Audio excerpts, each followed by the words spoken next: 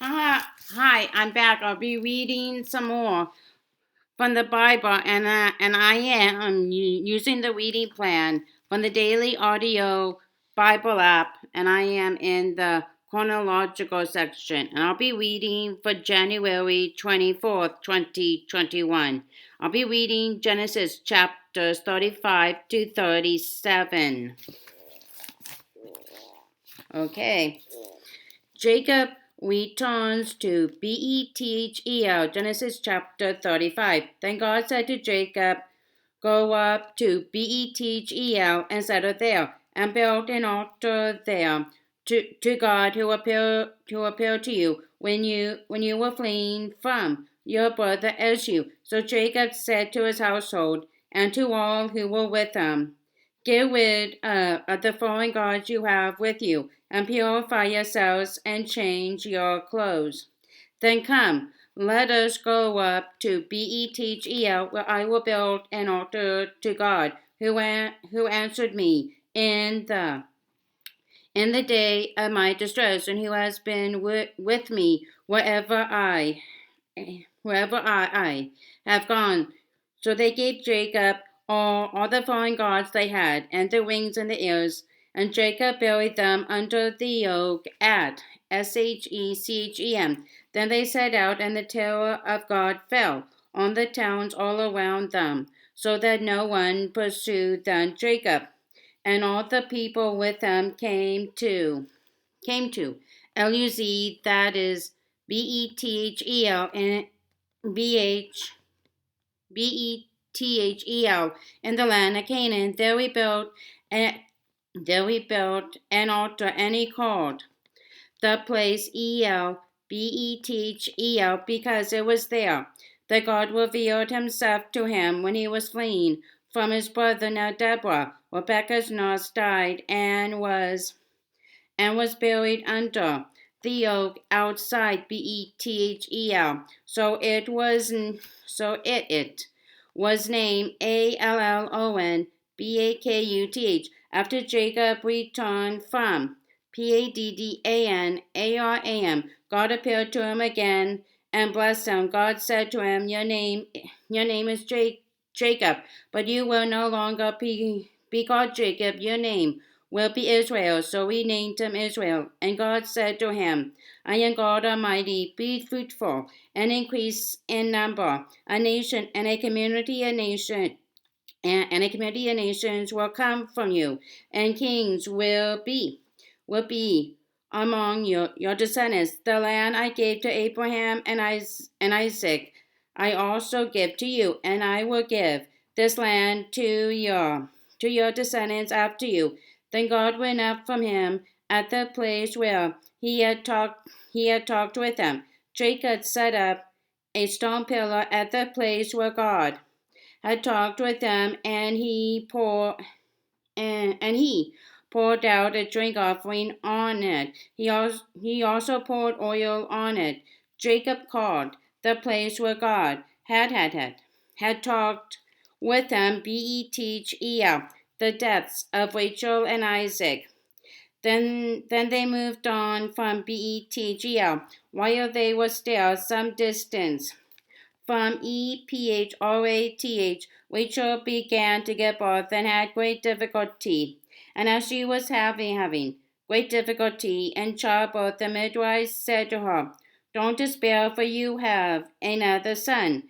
As she breathed her last, for she was dying, she named her son Benoni, but his father named him Benjamin. So Rachel died and was buried on the way to Ephath, that is Bethlehem. Over her tomb, Jacob set up a pillar, and to this day that pillar marks Rachel's tomb. Israel moved on again and pitched his tent beyond Migdal, while Israel was living in that region. Reuben went in and slept with his father's concubine, Bilhah, and Israel heard of it. Jacob had had 12 sons. The sons of Leah, Reuben, the firstborn of Jacob, Simeon, Levi, Judah, Issachar, and Zebulun, the sons of Rachel, Joseph, and Benjamin, the sons of Rachel's servant, Bilhah, Dan, and Naphtali, the sons of Leah's servant, Zilpah, Gad, and Asher. These were the sons of Jacob, who were born to him in Paddan Aram. Jacob came home to his father Isaac in Mamre, near Kiriatharba, that is Hebron, where Abraham and Isaac had stayed. Isaac lived 180 years, then he breathed his last and died, and was gathered to his people, old and full of years. And his sons Esau and Jacob buried him. Esau's descendants, Genesis chapter 36. This is the account of the family line of Esau.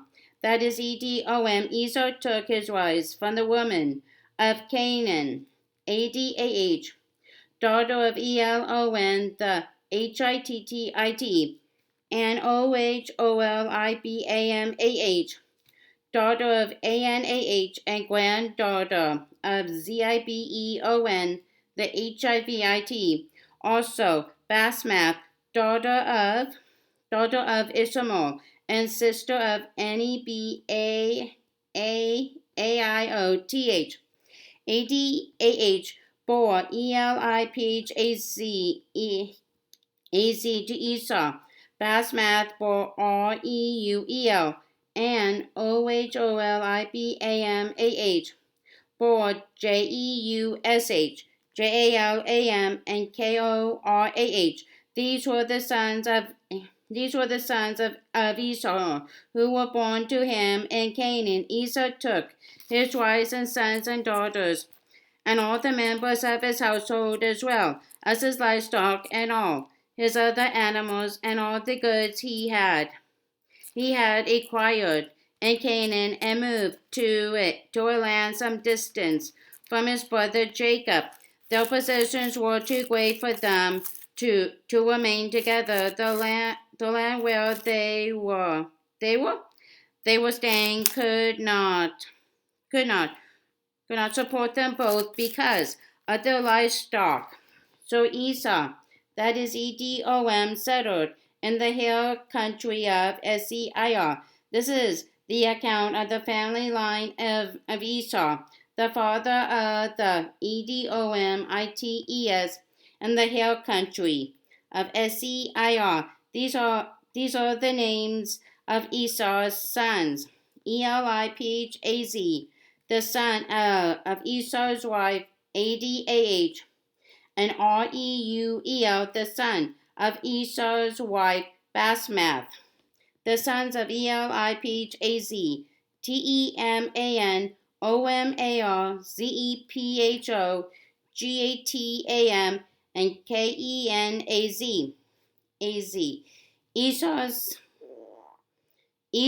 son Elipaz also had a concubine named Timna, who bore him Amalek. These were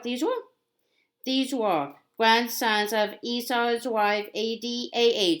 The sons of Reuel, Nahath, Zerah, Shammah, and Amizzah. These were grandsons of Esau's wife Basmath.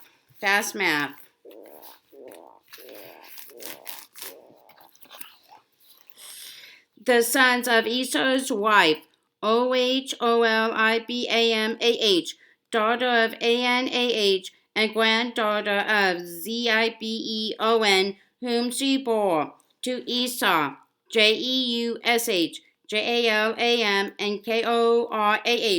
These were the chiefs. These were the chiefs among Esau's descendants. The sons of Eliphaz, the firstborn of Esau. Chiefs, Teman, Omarzephokenaz, Korah, Gatam, and Amalek. These were the chiefs descended from Eliphaz and Edom. They were they were grandsons of Adah, the sons of Esau's son Reuel. Chiefs, Nahath, Zerah, Shammah, and Amizzah. These were the chiefs descended from Reuel and Edom. They were grandsons of Esau's wife Basmath, the sons of Esau's wife Oholibamah. Chiefs, Jeush, Jaalam, and Korah. These were the chiefs descended from Esau's wife Oholibamah, daughter of Anah. These were the sons of Esau, that is Edom, and these were their chiefs. These were the sons of Seir, the Horite, who were living in the region. Lotan, Shobal, Zibeon, Anah, Dishon, Ezer, and Dishan. These sons of Seir and Edom were Horite chiefs. The sons of Lotan, Hori, and Homam, Timna was Lotan Potiphar's sister. The sons of Shobal, Alvan, Manahath, Ebal, Shepho, and Onam. The sons of Zibeon, Aiah, and Anah. This is the Anah who discovered the hot springs in the desert while he was grazing the donkeys of his father Zibeon. The children of Anah, Dishon, and Oholibamah, daughter of Anah. The sons of Dishon, Hemdan, Eshban, Ithran,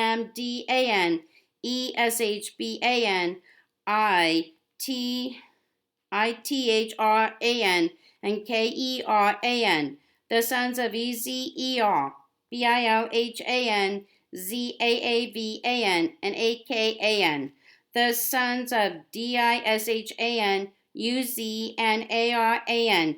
These were the Horite chiefs. Lotan, Shobal, Zibeon, Anah, Dishon, Ezer, and Dishan. These were the Horite chiefs, according to their divisions in the land of Seir. The rulers of Edom. These were the kings who reigned in Edom before any Israelite king reigned. Bela, son of Beor, became king of Edom. His city was named Din, Habah.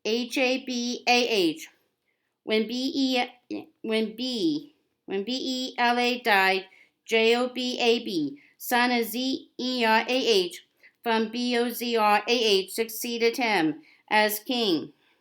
When Jobab died, Husham, from the land of the Temanites succeeded him as king.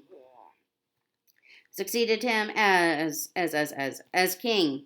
When Husham died, Hadad, son of Bedad, who defeated Midian in the country of Moab, succeeded him as king. His city was named Avith.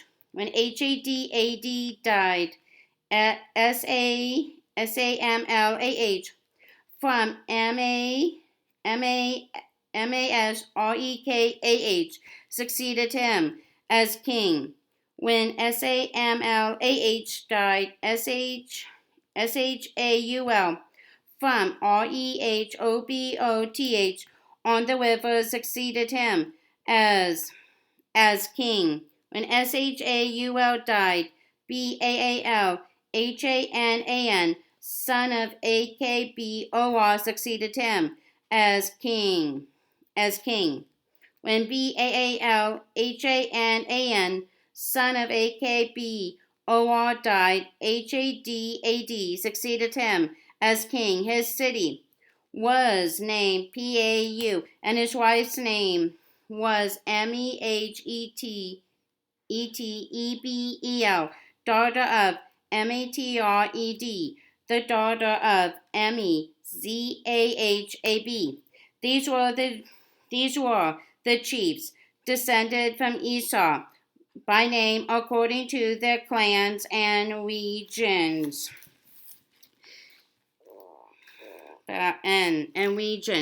Timna, Alvah, Jetheteh, Oholibamah, Elah, Pinon, Kenaz, Teman, Mibzar, Mag, Dil, and Aram. These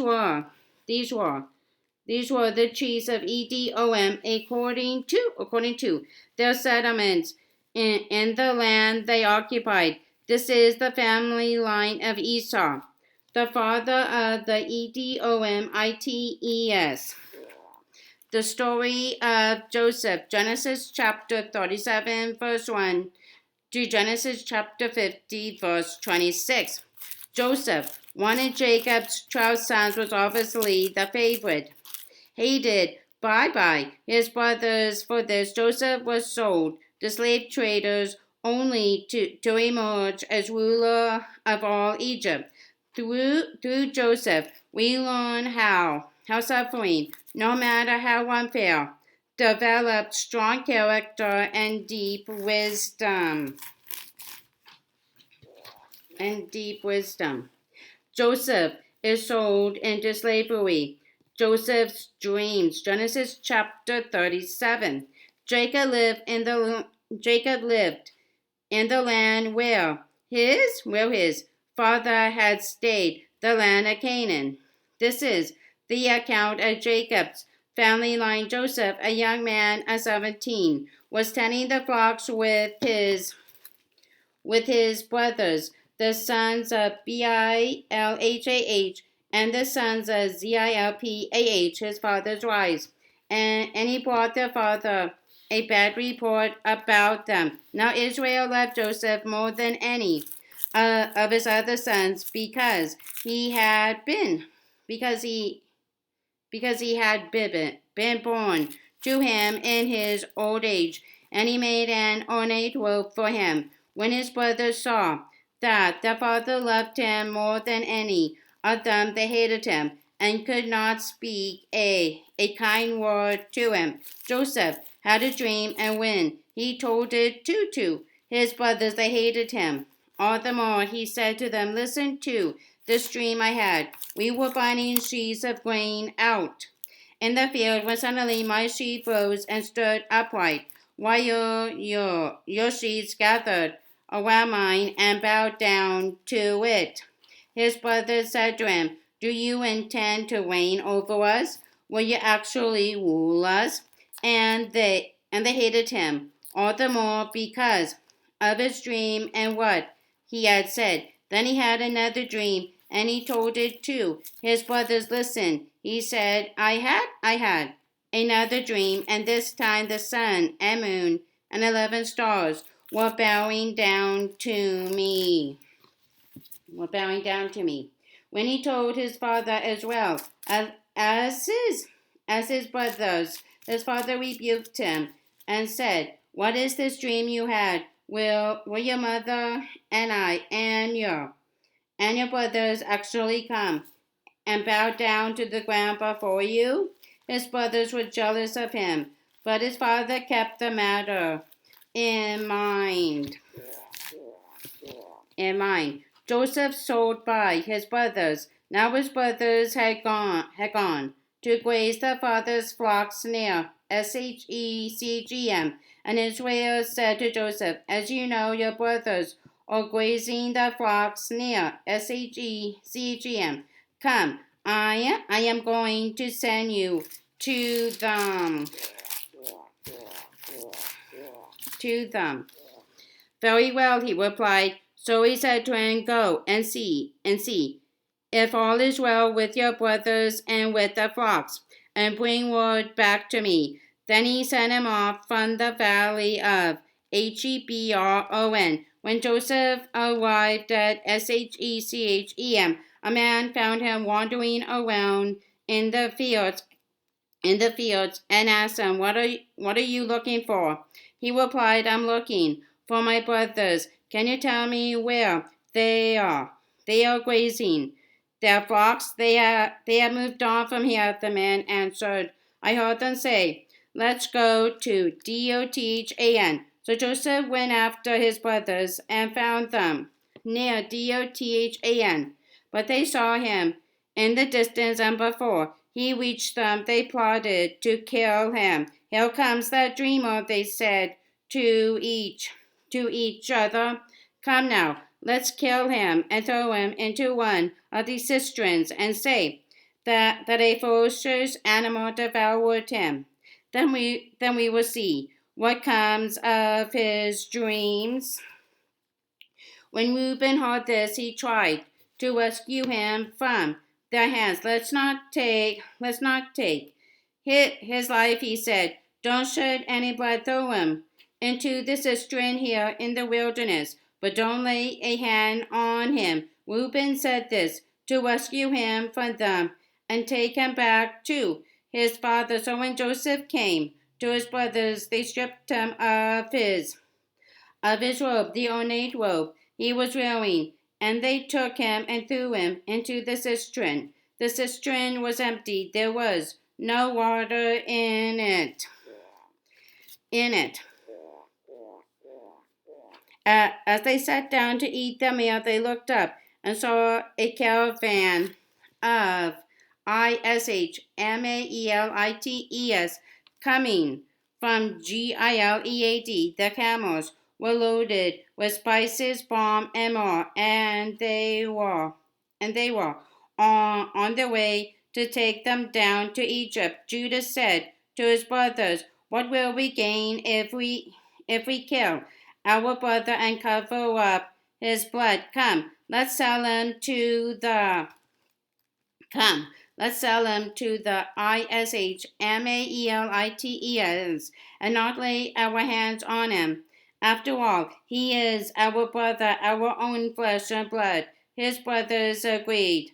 So when the Midianite merchants came by, his brothers pulled Joseph up out of the cistern and sold him for 20 shekels of silver to the Ishmaelites who took him to Egypt. When Reuben returned to the cistern and saw that Joseph was not there, he tore his clothes. He went back to his brothers and said, "The boy isn't there. Where can I turn now?" Then they got Joseph's robe, slaughtered a goat, and dipped the robe in the blood. They took the ornate robe back to the father and said, We found this, examine it, to see whether it is your son's robe. He recognized it and said, It is my son's robe. Some ferocious animal has devoured him. Joseph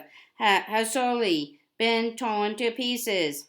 Then Jacob tore his clothes, put on sackcloth and mourned for his son. Many days all his sons and daughters came to comfort him, but he refused to be comforted. No, he said, I will continue to mourn until I join my son in the grave. So his father wept for him. Meanwhile, the Midianites sold Joseph in Egypt to Potiphar, one of Pharaoh's officials, the captain of the guard.